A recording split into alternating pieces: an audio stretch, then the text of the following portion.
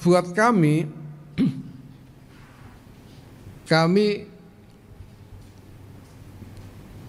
tidak menganggap ini sebagai domain dari NU. Karena demokrasi itu tiangnya atau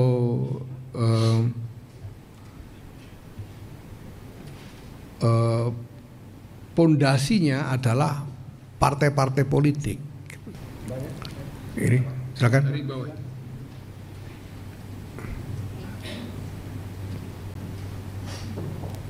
Ya, selamat siang Bu, sama saya Hilda dari TV One.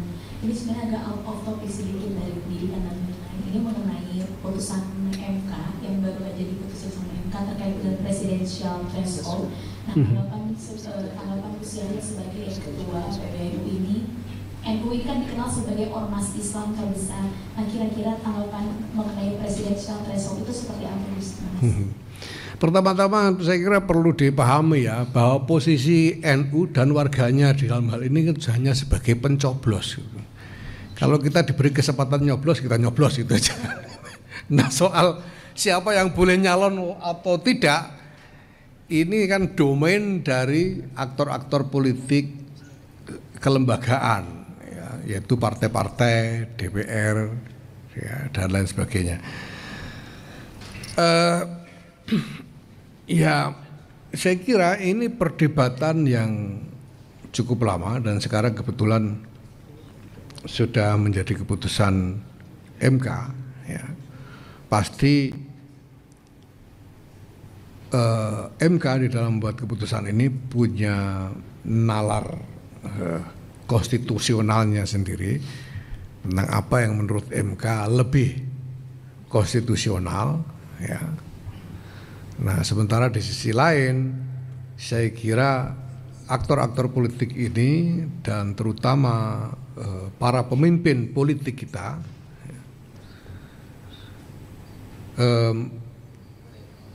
mempunyai visi tentang bagaimana konstruksi politik Indonesia ke depan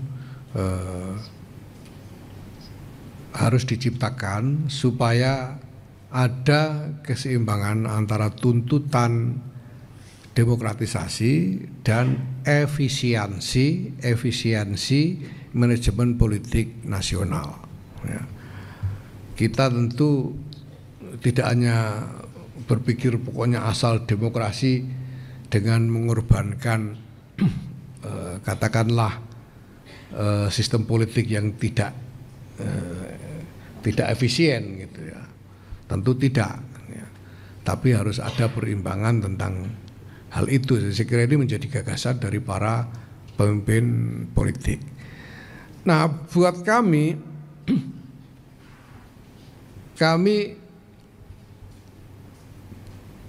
tidak menganggap ini sebagai domain dari NU. Karena demokrasi itu tiangnya atau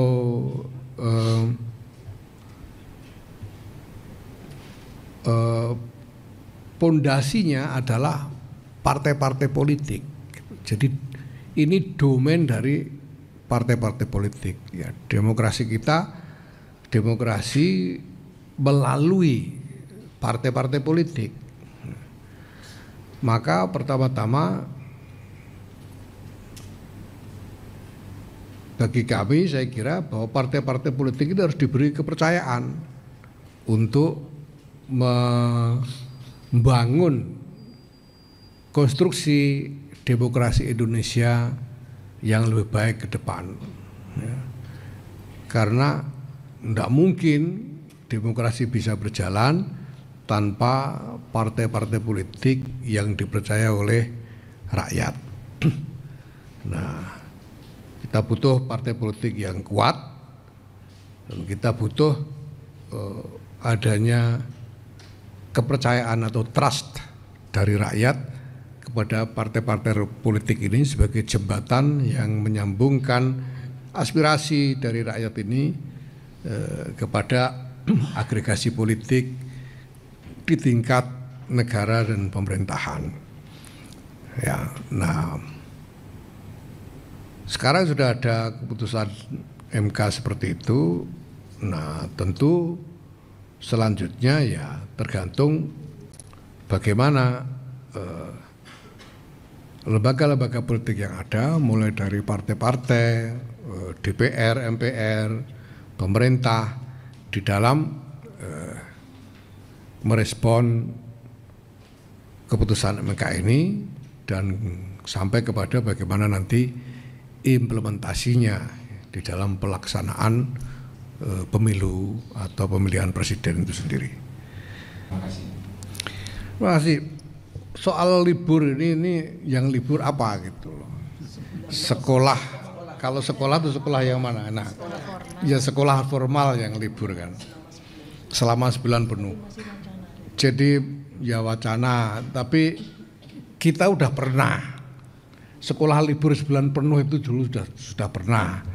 Tidak libur juga sudah pernah. Ya, dan kita sudah tahu apa yang kemudian bisa dilakukan selama liburan itu, sehingga saya kira ada evaluasi lah sejauh mana waktu libur selama Ramadan itu bisa memang lebih bermanfaat bagi anak-anak sekolah. Nah, maka menurut saya tergantung libur itu diisi apa. Kalau suruh libur, suruh tidur di rumah saja kan ya itu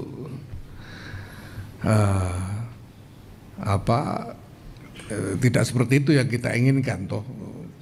Karena kenyataannya sekolah sambil puasa juga enggak apa-apa, itu sudah kita coba juga enggak apa-apa. Nah, kalau libur itu selama libur disuruh apa, itu masalahnya. Ya. Nah, ini yang saya lihat selama ini belum pernah ketemu model yang bisa diandalkan. Ada dulu pernah dicoba misalnya anak-anak sekolah itu disuruh ikut traweh, lalu minta tanda tangan imamnya, hal begitu untuk supaya beribadah lebih tekun misalnya begitu. Tapi apakah itu model yang juga bisa kita andalkan? Ini tergantung, sebetulnya ya tergantung kerangkanya ini kita mau suruh apa anak-anak sekolah ini gitu, selama Ramadan itu gitu. Nah, kalau di pesantren itu ya malah Ramadan itu lebih banyak ngajinya daripada di luar Ramadan gitu. Kalau di luar Ramadan itu ngaji paling-paling sehari 3 kali kalau pesantren rasional itu ya. Ba'da subuh, waktu duha, kemudian habis maghrib atau habis isya. Tapi kalau Ramadan itu sehari bisa 6-7 kali ngajinya itu. Bisa sampai jam 12 malam menjelang sahur baru selesai. Jadi menghabiskan, karena idenya adalah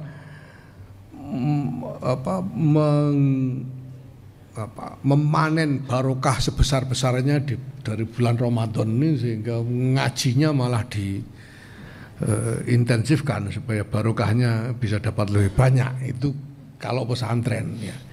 Nah, anak sekolah ya mungkin baik libur penuh sebulan, tapi disuruh apa? ini dulu, ini yang harus dibangun dulu. Ramadan itu digunakan untuk apa bagi anak-anak sekolah ini gitu. Apalagi kalau kita ingat dengan anak-anak sekolah yang non muslim gitu. Nah, apakah yang non muslim ikut libur gitu? Nah, kalau ikut libur disuruh apa? Ramadan non muslim itu kan juga harus dipikir gitu loh. Jadi ini bukan hanya soal libur tidak libur, tapi libur untuk apa gitu. Nah, ini yang harus dibangun modelnya. Sudah pernah dicoba, tapi kami lihat selama ini belum ketemu model yang jelas ya, yang bisa kita andalkan.